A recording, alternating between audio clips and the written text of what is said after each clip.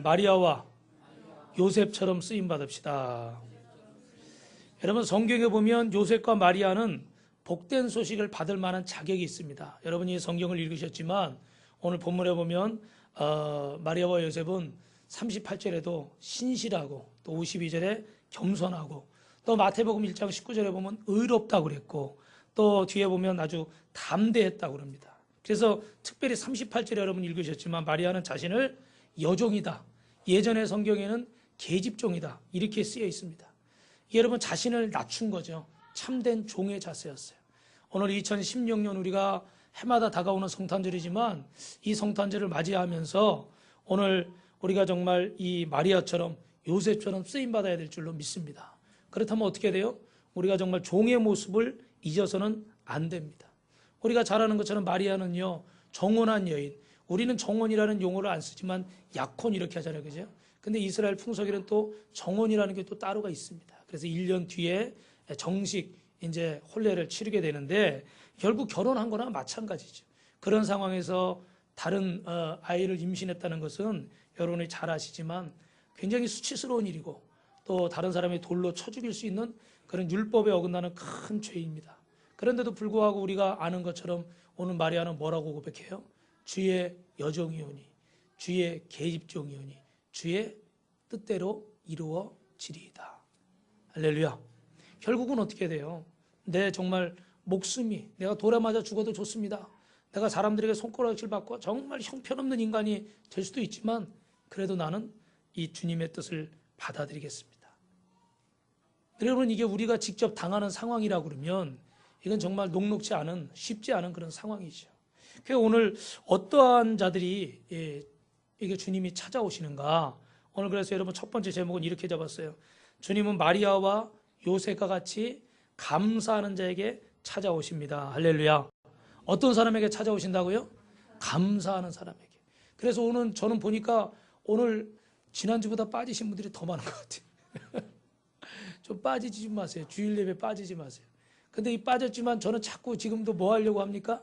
감사하려고. 그래도 또 오신 분들이 안 빠지고 오신 분들이 계시니까 또 요새 또 뭐 감기도 걸리고 뭐 어제도 보니까 누가 또 독감 걸려가지고 학교도 못 가고 있다고 그러더라고요. 그래서 그런 이야기도 들리는데 여러분, 하나님 앞에 어떤 상황에서든지 감사하는 사람에게 주님이 찾아오시는 줄로 믿습니다. 마태복음 1장 21절에 예수님께서는 자기 백성을 저희 죄에서 구원하실 자라 이렇게 했어요. 오늘 여러분이 읽으신 본문 41절에는 마리아가 사촌 엘리사벳의 이 집을 방문했을 때 엘리사벳이 누굽니까? 제사장 사가랴의 아내, 세례 요한의 아버지죠. 엘리사벳은 세례 요한의 어머니고 복중의 아이들이 뛰놀고 엘리사벳이 성령의 충만을 받아서 42절 43절에 보니까 태중의 아이가 복이 있으며 내가 여자 중에 복이 있도다 내 주의 어머니다. 이 마리아가 자신보다 나이가 더 어리지만 그 마리아를 축복하고 인정하고 있습니다. 보통 사람들은 어떻습니까? 나보다 어린 사람이나 나보다 좀 못한 사람이 좀 잘 되면 뭐가 아파요? 배가 아프잖아요. 연말 연시 이럴 때 보면 시상식도 많이 있죠. 그죠? 근데 내가 생각할 때 나보다 좀 높은 사람, 나보다 좀 잘난 사람이 뭐 상을 받고 칭찬을 받으면 그냥 좀 씁쓸하지만 인정을 하잖아요. 그런데 나보다 좀 못하거나 어리거나 내가 좀 더 낫다 생각하는데 그 사람이 인정받고 상을 받으면 사람 마음이 어떻습니까? 기분이 안 좋죠.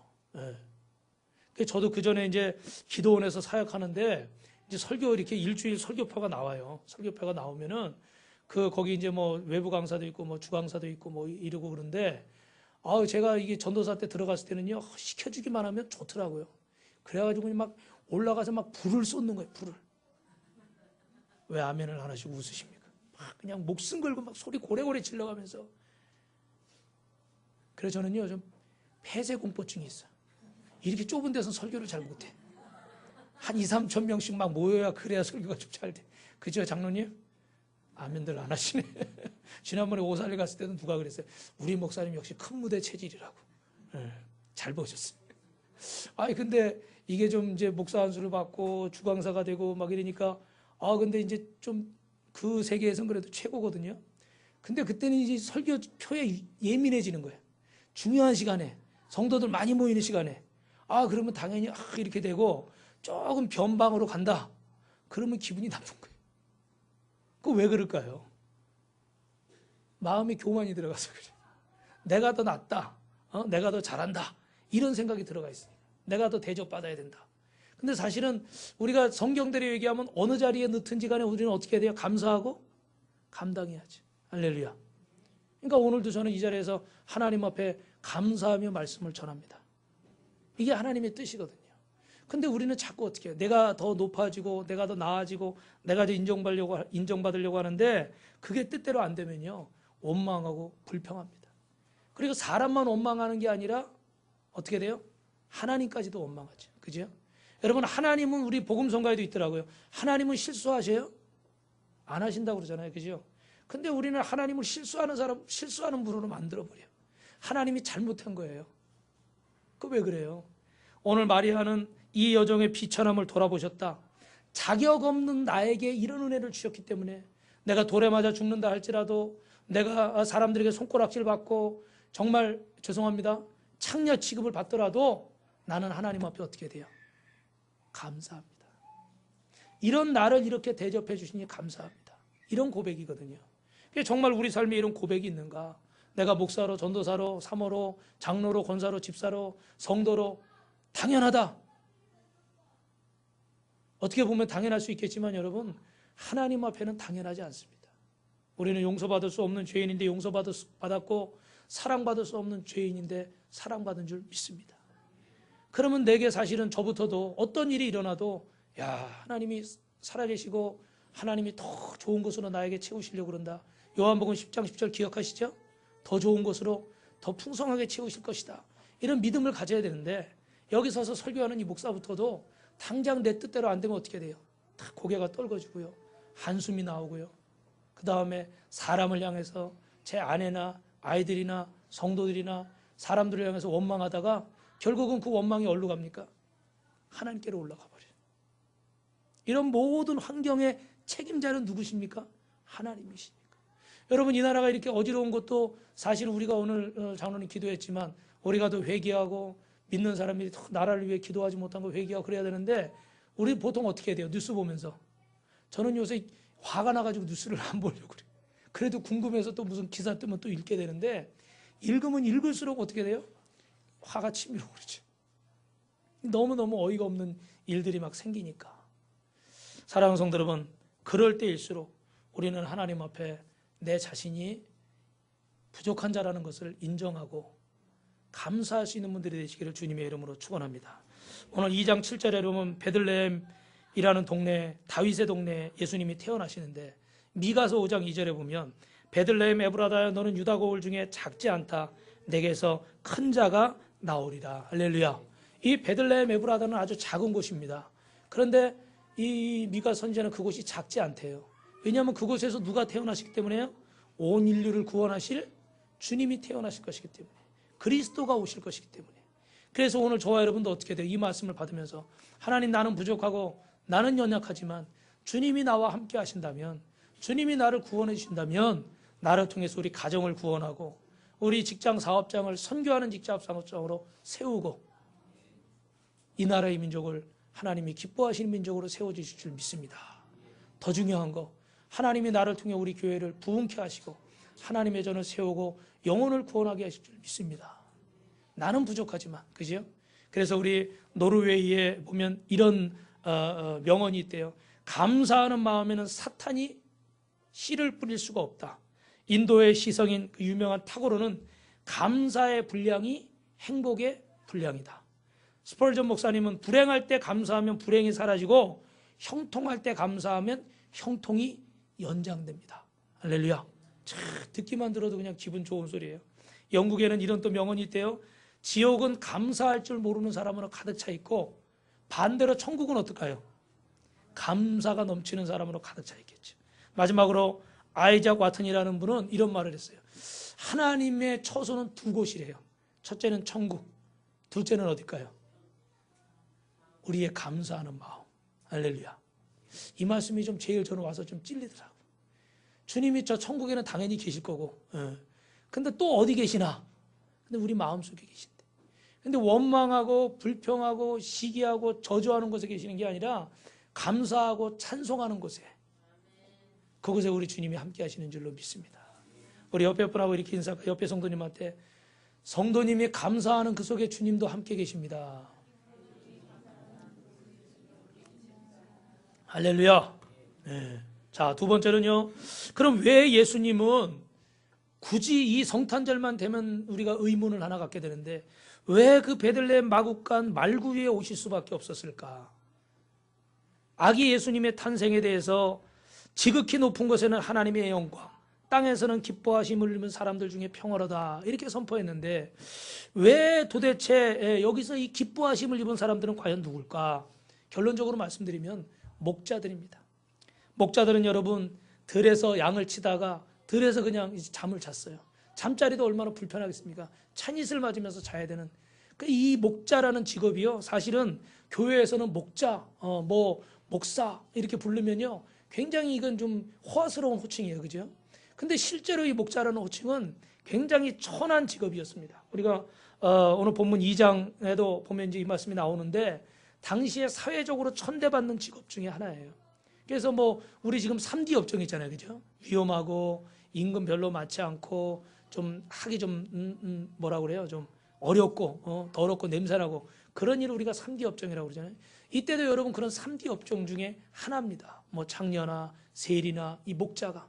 그래서 여러분 그 이스라엘 백성들이, 야곱의 후손들이 70명이 이스라엘 애굽 땅에 가서 요셉 때문에 살게 되었을 때도 저 멀리 구석에 가서 살았어요. 물론 이건 요셉의 선택이긴 했지만 이 백성이 커지는 걸 바로왕이 못 보게 하기 위해서 한 선택이기도 하지만 왜 변방으로 가는 걸 좋아했냐면 이스라엘 백성들 대부분 직업이 뭐였을까요? 목자, 목동이었어요. 그러니까 여러분 목자, 목동이라면 항상 어떻게 해요? 소똥, 돼지똥, 말똥, 이 냄새를 맡으면서 일을 하기 때문에 주변에, 얼마 전에도 뉴스에 보니까 그런 돼지 우리인가요? 어떻게 그런 데가 하나 있으니까 동네 사람들이 막 민원 넣고 막 싸우고 길 막고 그런 뉴스가 한번 나오더라고요. 냄새가 아주 그냥 고약하죠, 그죠? 그래서 이 직업이 정말 사람으로 볼 때는요 그렇게 축복받을 만한 직업은 아니었다는 거예요. 그런데 오늘 예수님은 여러분 이런 목자들에게 가장 먼저 보이신 줄로 믿습니다. 우리가 잘 아는 것처럼 세상에 천대받고 심령이 가난한 자에게 먼저 오시는 주님인 줄로 믿습니다. 오늘 여러분 모두가 주님을 만나게 될 줄 믿습니다. 그런데 특별히 제가 한 가지 예언을 하면, 오늘 마음이 참 힘들고 오늘 정말 교회 나오기 너무 어려운데, 아니면 몸이 아파서, 아니면 마음이 괴로워서 진짜 어디 좀 성전에 오기 싫고 어디 그냥 집안에 있고 싶거나 어디 밖으로 좀 도망가고 싶은데도 불구하고 오늘 하나님의 성전에 그래도 가서 예배드려야지, 그리고 오신 분이 계시다면, 그리고 또 멀리서 오신 분이 계시다면 그분이 하나님을 제일 먼저 만날 줄 믿습니다. 제일 많이 은혜 받을 줄 믿습니다. 그러면 또 어떤 분은 아니 나는 그런 가까이 와서 은혜를 못 받나? 아니요, 그 얘기가 아니라 그만큼 어려운 자리에 우리 주님은 어떻게 돼요? 가까이 하신다는 거예요. 근데 저도 그래요. 솔직히 좀 평안할 때보다는 정말 막 제가 아프거나 가족이 아프거나 어렵거나 힘들 때 더 간절히 기도하게 되더라고요. 더 사모하게 되고. 그럴 때 하나님이 주시는 말씀은요 정말 가슴에 착 차와서 담겨요. 어떻게 부인할 수도 없이 막 소름이 끼칠 정도로 정확하게 말씀하실 때가 있어요. 그럴 때는요 정말 힘든 순간이 그렇더라고요. 여러분 잘 아시는 이혜인 시인이 어떤 고백이라는 시를 썼습니다. 싫어하고 내가 누군가에게 말하는 순간 나도 네가 싫어진다. 미워라고 내가 누군가에게 말하는 순간 나도 내가 밉다. 절대 용서 못해 하고 누군가에게 네가 말하는 순간은 나도 너를 용서할 수가 없다. 우리를 아프고 병들게 하는 그런 말 습관적으로 자주 하는 게 아니었어. 내가 아프고 병들어 보니 제일 후회되는 것, 그런 말 우리 다시는 하지 말자. 고운 말만 하는데도 시간이 모자라잖니? 화가 나도 이왕이면 고운 말로 사랑하는 법을 우리 다시 배우자. 할렐루야.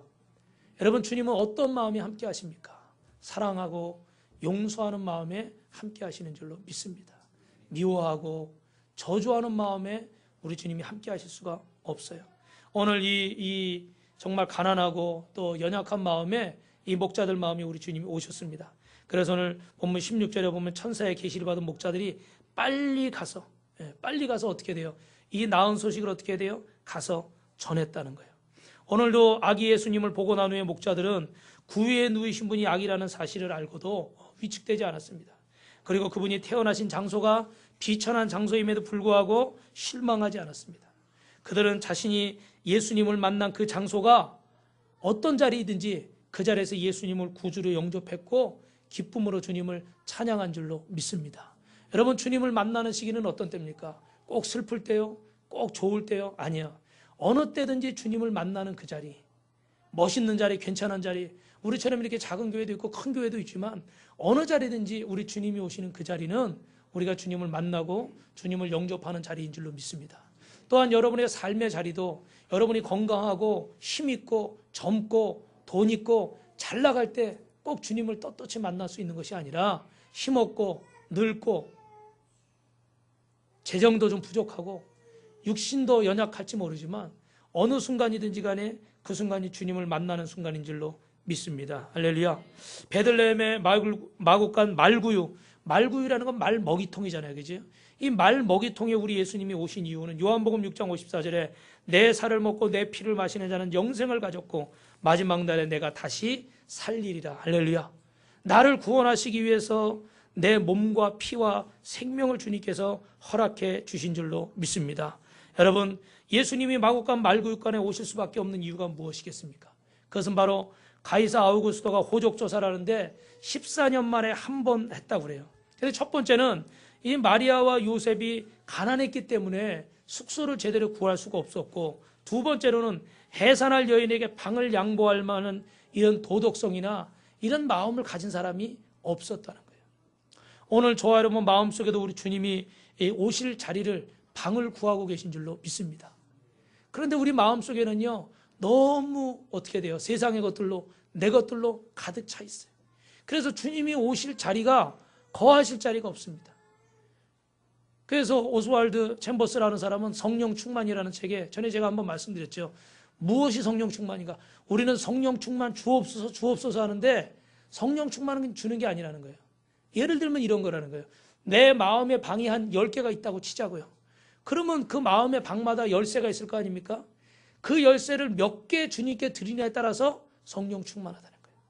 우리 대부분의 성도들은 항상 기도할 때 성령 충만 주시옵소서 그렇게 기도합니다. 그래 놓고 나서는 마음의 방을 어떻게 돼요?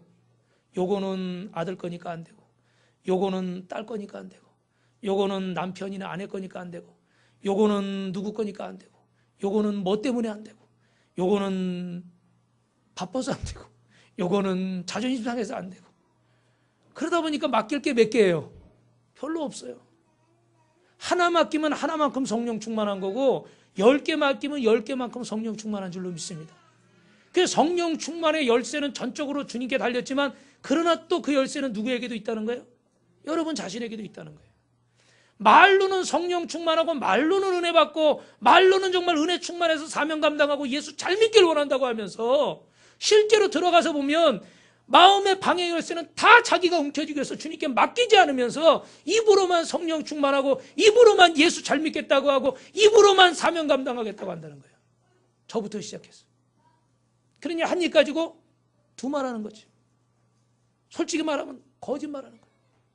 실제로 성령 충만하기를 원한다면 어떻게 됩니까? 하나님, 제 인생도 주님께 맡깁니다. 제 경험이나 제 고집도 주님께 맡깁니다. 내가 정말 미워하고 용서하지 못했던, 이해하지 못했던 일들이 있었는데 그것도 주님 알아서 하십시오. 정말 내가 사랑하는 아들, 내가 사랑하는 내 딸, 정말 눈에 넣어도 아프지 않은 이 자녀들, 그러나 주님, 제가 붙들고 있을 때보다 주님이 붙잡아 주실 때 더 잘 될 줄 믿습니다. 또 맡기는 거예요. 할렐루야. 직장도 마찬가지입니다. 사업도 마찬가지입니다. 누가 성령 충만합니까? 주님께 많이 맡길 수 있는 사람, 그 사람이 성령 충만합니다. 할렐루야. 주님은 어떤 곳에 오셔요? 왜 말구육관에 오셨어요? 그 마음의 방을 빌려줄 만한 사람들이, 그 방을 내어줄 만한 사람들이 없었기 때문에 결국은 어떻게 돼요? 주님이 말구육관에 오실 수밖에 없었다는 거예요. 이게 뭐 도덕적으로 문제냐 윤리적으로 문제냐 이 얘기를 하는 게 아닙니다. 뭐 방이 몇 개밖에 없어서 수요가 모자란. 여기 역사학자에 의하면요, 이 호적 조사할 때 예루살렘에 한 120만 명 정도가 몰렸대요. 지금으로 따지면 여러분 120만 명이 많지 않을 수 있지만 이게 뭐 2000년 전에 인구 밀도로 따진다 그러면 120만 명이면 여러분 어마어마한 인구겠죠. 그죠? 지금으로 따진다면. 그러니까 어떻게 돼? 당연히 숙소를 구할 수가 없었을 거라는 거예요. 그러니까 이런 물리적인 이유 말고 영적인 이유를 우리는 알아야 되겠죠. 그 이유가 뭘까요? 우리 주님 옆에 우리 열쇠를요 내놓지 않고 있는 거예요. 사랑하는 성도 여러분, 말도 잘 안 나오네. 오늘 이제 2016년이 몇 주 안 남았습니다. 아직까지 여러분이 주님께 맡기지 못하고 있는 그 방의 열쇠가 있다면요, 오늘 시간에 한번 맡기십시오. 이해가 안 돼도 맡기세요. 한 가지만 여쭤볼게요. 요한복음 10장 7절 다시 한번. 하나님은 우리가 생명을 어떻게 돼요? 더 풍성히 얻게 하시. 더 좋은 걸 주실까요? 더 나쁜 걸 주실까요? 할렐루야. 우리 아이들은 이 말을 하면 웃을지 모르겠지만 저는 우리 아이들한테 더 좋은 걸 주고 싶지 그 중에서 더 나쁜 걸 주려고 한 적은 없습니다. 속으로는 불만이 있겠지만. 근데 저는 능력이 안 돼서 다 못해요. 그죠? 솔직히 말하면 사람이니까. 그런데 우리 하나님은 천지를 창조하시고 만물을 주관하시는 하나님이신데 여러분에게 주시고자만 한다면 준다니까 벌써 눈이 반짝반짝 하시네. 왜 제일 좋은 걸 안 주시겠어요? 믿으십니까? 제가 전에 언제 설교했죠? 말씀드린 것 같은데 제가 이렇게 소파에서 그 전에 한참 됐어요. 우리 애가 아주 어릴 때 혼자 저녁 때 이제 기도를 하고 있는데 우리 필리비가 자다 말고 나와가지고 이렇게 무릎에 탁 이렇게 무릎에 엎어지더라고. 그래가지고 머리를 탁 쓰다듬는데 제가 언제 얘기했나요, 이 얘기? 근데 딱 쓰다듬다가 갑자기 제 마음속에 그런 음성이 들려요. 이쁘냐? 아, 이쁘죠. 당연히 내 새끼인데. 그럼 이거. 그때는 지금보다 말 훨씬 잘 들었죠. 뭐 한 6살 때 이렇게 4살 때 이렇게 되니까 말을 잘 들었죠. 아, 이쁘죠, 하나님. 그랬더니 갑자기 제 마음속에요. 나도 너를 그렇게 사랑한다. 눈물이 핑 돌더라니까요. 괜히 가만히 있는 사람 건드려가지고 울리시더라고. 나도 널 그렇게 사랑한다. 근데 정말 그 말씀이 은혜가 되더라고. 야, 그렇구나. 우리는 걱정이 많잖아요. 그죠? 어떻게 될까? 이렇게 될까? 저렇게 될까? 어떻게 하나? 근데 내가 내 새끼 사랑하듯이 하나님이 나 사랑하시고 그렇게 주시려고 하고 계시다는 걸 여러분이 믿으신다면 그때 감사가 나오는 거예요. 그때 마음에 평안이 임하는 거예요. 근데 그걸 못 믿으면 어떻게 돼요? 한없이 불안하죠. 움켜줘야 되고 붙잡아야 되고 눈앞에 있어야 되고 내 이름으로 내 명의로 돼 있어야 되고. 할렐루야. 우리 옆에 분하고 한 번 더 인사합니다. 성도님 자녀보다 하나님이 더 사랑하신답니다. 한번 시작. 할렐루야.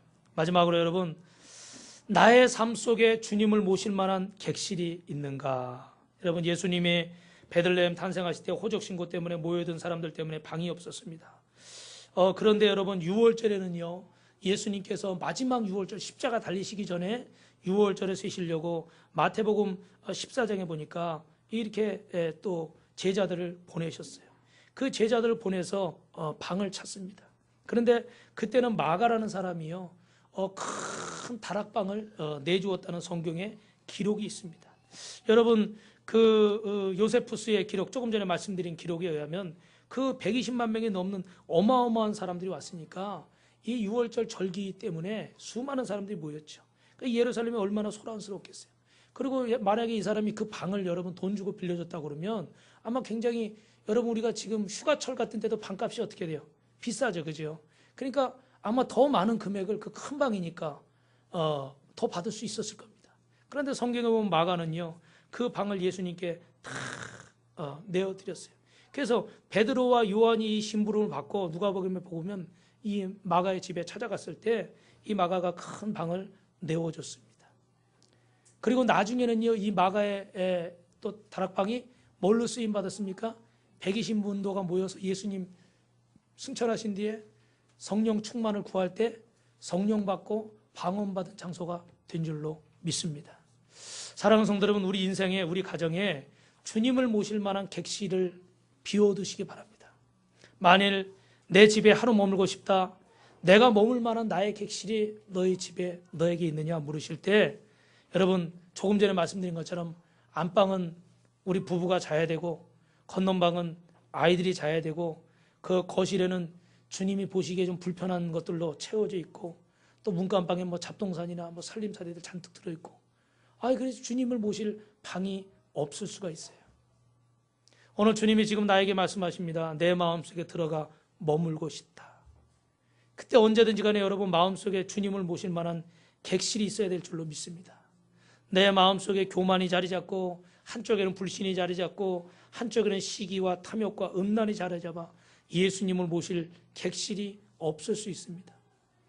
마태복음 14장, 마가복음 14장 16절에는 제자들이 나가 성내로 들어가 예수님이 하시던 말씀대로 만나 유월절을 준비했다. 다락방 주인은 방만 제공한 것이 아니라 주님과 제자들이 먹을 음식까지 준비했습니다. 이 다락방은 거룩한 목적에 사용되지 않고 돈 버는 데 사용될 수도 있었을 겁니다. 그러나 그렇다면 만약 오늘까지 이 다락방은, 마가의 다락방은 기억되지 않았을 것입니다. 지금 성지순례를 가면요, 마가의 다락방이 마가 기념교회라고 이렇게 딱 세워져 있습니다. 이게 얼마나 여러분 이게 복된 일입니까? 여러분의 인생이, 여러분의 가정이, 여러분의 직장 사업장이, 우리 빛과 소금 교회가 이 나라 이 민족이 주님 오시는 그날에 이 주님의 역사를 기념할 수 있는 그런 곳으로 세워줄 수 있다면 얼마나 이게 큰 복이고 큰 은혜인지 모르겠습니다. 최후의 만찬 장소뿐만 아니라 오순절 기도의 장소로까지 사용돼서 하나님 앞에 쓰임받았습니다. 사랑하는 성도 여러분도 쓰임받게 되시기를 주님의 이름으로 축원합니다. 예전에 한번 말씀드렸지만 D.L. 무디 목사님이 양조장 개업 예배 가서 기도를 하는데, 대표 기도를 하는데 그렇게 기도했대요. 하나님, 이 양조장이 뭔지 아시죠 여러분? 여기 청구 아파트 옆에도 양조장 오래된 게 있죠. 술 만드는 곳이에요. 이 양조장이 내일 개업하지 못하게 해주십시오. 문 열지 못하게 해주십시오. 옆에 있던 사람들이 수근수근해요. 왜? 개업 예배 와가지고 이거 문 열지 못하게 해달라고 그러냐 어떡합니까? 그런데 그 다음에 제목이 이래요. 이곳이 문을 열면 수많은 사람들이 여기서 만든 술에 취해서 가정이 깨지고 인생이 깨지고 사고 나고 죽을 것이고, 수많은 사람들이 상처 입을 것이고, 또 청소년들이 술에 취해서 탈선하고 그 인생이 망가질 텐데, 그러면 그들이 다 지옥 가고 이 양조장 만든 사람도 지옥 갈 겁니다. 하나님, 이 양조장이 문 열지 못하게 해주시옵소서. 할렐루야. 사랑하는 성도 여러분, 이 얘기를 들은 이 양조장 주인의 마음이 어떻겠습니까? 제가 주인이었다면요, 아주 그냥 너무 괴로울 것 같아요. 이러지도 못하고 저러지도 못하고. 실제로 저 광명에 제가 이제 오래돼서 이름은 기억 못하는데, 어느 장로님이 목욕탕을 개업했어요. 근데 담임 목사님이 신방 예배 가셔가지고 예배 드리면서 뭐라고 말씀 전하시냐? 주일날은 절대로 문 열지 못하게 하시옵소서. 우리 교회는 목욕탕 하시는 분이 안 계시니까. 근데 여러분, 목욕탕이 언제가 제일 손님이 많아요? 주말이 많죠. 뭐 말할 필요 없잖아요. 평일날은 별로 없어요. 주말이 사실은 배 이상 장사가 되는 거 아니에요. 그런데 목욕탕 개업했는데 가가지고 주말에 문 열지 말라니, 이건 뭐 문 닫으라는 소리죠. 근데 결론만 말씀드리면 그 장로님이 순종했을까요, 안 했을까요? 하셨어요. 할렐루야. 우리 장로님, 권사님, 집사님들도 그렇게 되시길 주님의 이름으로 축원합니다. 또 목사님이 또 그랬다고 시험 들었다고 또 교회를 나오네 안 나오네 이러지 말고, 진짜 어려운 얘기예요. 근데요, 놀라운 거는요, 문을 안 열었어요. 얼마나 어려웠겠어요? 근데 결론만 말씀드릴게요. 거기서 온천이 터졌어요. 신의 한복판에서 온천이 터져가지고, 그러니까 사람들이 주일날 문을 안 열어도 온천이 나오는 곳이니까 수돗물 나오는 데 가겠어요? 여러분 같으면 미끈미끈한 온천물 나오는 데 가겠어요? 온천물 나오는 데 가겠죠. 그래가지고 거기가 막 주일날 문을 안 열어도 그렇게 장사가 잘 돼요. 한 30년 정도 된 얘기인데 지금은 어떻게 된지 모르겠어요. 사랑하는 성도 여러분, 하나님의 뜻대로 하는 자를 하나님은 기뻐하십니다. 근데 참 이런 믿음의 도전을 한다는 게요, 우리가 현실에 살고 있으면서 이런 결단을 하는 게 참 시대가 갈수록 쉽지 않아요. 점점 더 과학적이고 합리적이고 이성적인 시대를 살고 있기 때문에 사실 우리 목사님들도 신앙생활하는 성도들도 다 그런 시대를 갈아 살기 때문에 이렇게 좀 표현이 좀 그렇지만 이런 맹목적인 신앙이라고 생각해서 이런 것들을 아주 가볍게 치부해버린단 말이에요. 그런데 여러분, 기적은 항상 말씀드리지만 어떤 때 일어납니까? 사람이 할 수 없을 때 일어나는 거예요. 하나님이 역사하시는 순간이에요. 그 순간이. 근데 계속 사람이 붙들고 있고 내가 내 마음의 방해 열쇠를 계속 쥐고 있으면 그건 성령 충만할 수 없어요. 하나님이 역사할 수 없어요. 오늘 여러분 이 결론적으로 이 무디 목사님의 이 기도를 듣고 이 주인이 새벽에 밤새 잠을 못 잤습니다.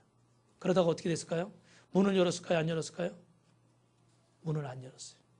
그리고 훗날 그 양조정은 무디 신학교가 되어서 수많은 신학생, 전도사 목사님들, 선교사님들을 교육해서 전 세계 복음화에 쓰임받은 줄로 믿습니다. 할렐루야. 할렐루야. 여러분이 이 말씀이 귀한 걸 믿으시죠? 세상 사람들은 양조장 하려고 그러다 신학교 했다고 그래도 별 감동이 없을 거예요. 근데 우리 하나님의 사람들은요, 이 말 듣고 감동받아야 돼요.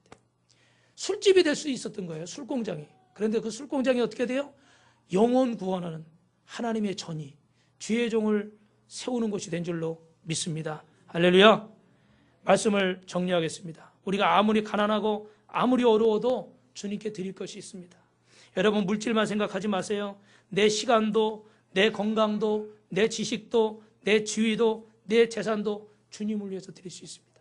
마리아와 요셉처럼 부족하지만, 요셉도 여러분 정혼한 사이에 여러분이 이미 잘 아시는 얘기지만 정혼을 한 사이에 자기가 약혼녀가 임신한 걸 보고 조용히 파혼하려고 했습니다. 근데 주의 천사가 나타나서 뭐라고 그럽니까? 이게 성령으로 잉태한 것이니까 아내로 맞아들이는 걸 두려워하지 말아라. 근데 여러분 요셉도 자존심이 있는 남자 아닙니까? 자기와 결혼한 정혼한 여자가 어디 가서 임신을 해가지고 왔어요. 얼마나 화가 나고 얼마나 창피하겠습니까? 그런 여인을 내 아내로 맞아들인다는 것은 남자들 입장에서 뭐와 똑같습니까, 여러분? 나 병신입니다. 한마디만 더 진하게. 나 쪼다 멍청입니다. 난 자존심도 없는 멍청이 쪼다라. 어디 가서 누구인지도 모르는 애를 임신해온 저 여자를 내 아내로 맞아들이겠습니다. 난 병신입니다. 이렇게 얘기하는 건 똑같은 거예요. 오늘 이 자리에 계신 우리 빛과 성도님들 같으면 그렇게 사나이로서 자존심 다 굳어가면서 친구들에게 주변 사람들이 조롱받고 손가락질 받고 못나고 병신 같은 인간이라는 소리 들으면서 주여 주의 뜻대로 하시옵소서. 나 병신돼도 좋고 나 친구들 사이에서 바보란 소리 들어도 좋고 쪼다란 소리 들어줬습니다. 나 저 여자하고 결혼하겠습니다. 그럴 분 계십니까 여러분? 계속 말씀드리지만요. 저 같으면요 못할 것 같아요. 누구 만나서 그냥 눈만 마주친 것만 봐도 그냥 가만 안 있을 것 같아요. 그렇다고 제가 의처증 환자는 아닙니다. 근데 이게 뭐 어떻게 해요 이거 아이를 임신해가지고 왔는데. 여러분 어떻게 하시겠어요? 어떻게 할 수 있을까요? 근데 요셉은 어떻게 돼요? 주님의 뜻대로 하겠습니다. 할렐루야. 할렐루야. 이게 정말 놀라운 승리잖아요. 여러분 지난번에 제가 한번 말씀드린 간증인데 이 간증하고 말씀을 마치겠습니다. 그 일산에 그 장양희 목사님 교회 권사님이신데 그 가나안덕이라고 여러분 제가 한번 말씀드렸죠, 그죠? 이 원래 이분이 그 광주에서 식당을 하다가 이제 실패하고 김포에 올라와서 테이블 5개 놓고 개업을 했대요. 그래가지고 이제 그 이름을 가나안 유황오리 이렇게 했는데 이분은 한참 하여튼간 기도를 열심히 하는 분이에요. 그래서 항상 기도하고 주일날 오전 9시에는 그 직원들 데리고 함께 교회 가서 예배 드리고 와서 그리고 문을 열고요. 목요일날 직원 예배 또 목사님 모시고 직장에서 또 드리고 이분이 처음에 예수 믿은 거 광주 여상 2학년 때 그 학교 미션 스쿨이었나 봐요.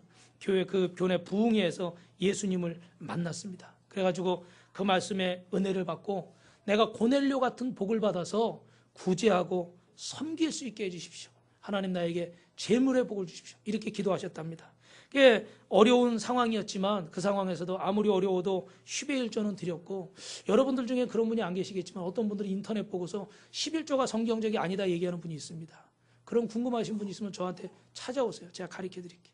성경에는요 430년 율법 만들어지기 430년 전에 아브라함을 통해서 멜기세덱에게 11조를 드리게 했고 250년 전에 야곱을 통해서 하나님은 230년 전에 율법 만들어지기 230년 전에 야곱을 통해서 루스들판에서 주님 만나고 11조를 결단하게 하셨어요. 11조는 처음부터 있었던 하나님 앞의 예물이에요. 그러니까 이분도 이 11조 생활을요, 어려운 가운데도 최선을 다했었습니다. 그리고 주의종 말씀에 어찌하든지 순종하려고 했고, 하루에 2번씩 새벽 예배, 저녁 예배 드리기 위해서 꼭 교회로 가셨어요. 그리고 지역장으로 섬기면서 뭐 장애자들이나 꽃동네 저기 나환자촌 봉사나 연말연시 이럴 때 되면 노인, 경찰, 군인들 찾아다니면서 돕는 일을 하고요. 이웃 돕기 위해서 본인 스스로가 장신대 사회복지학교에 입학을 해가지고 그렇게 공부를 했어요. 근데 이분에게 여러분, 그 처음에도 어려웠지만 2003년도에 조류독감으로 사업에 큰 어려움이 왔습니다. 뭐 지금도 그렇지만 여러분, 닭 먹지 않으려고 그러고 오리 먹지 않으려고 그런 일이 이제 생겨서 아주 뭐 문을 닫게 생긴 그런 어려운 상황이었습니다. 근데 장영인 목사님하고 그 노예 목사님들이 어느 날 그런 말씀을 하시대. 이렇게 어려울 때 한번 믿음으로 해보자. 우리 권사님이 그 상품권을 좀 만들어라. 상품권 만들어서 10만 원짜리 상품권 만들어서 노예 목사님들하고 일산 지역에 있는 목사님들 초대해라.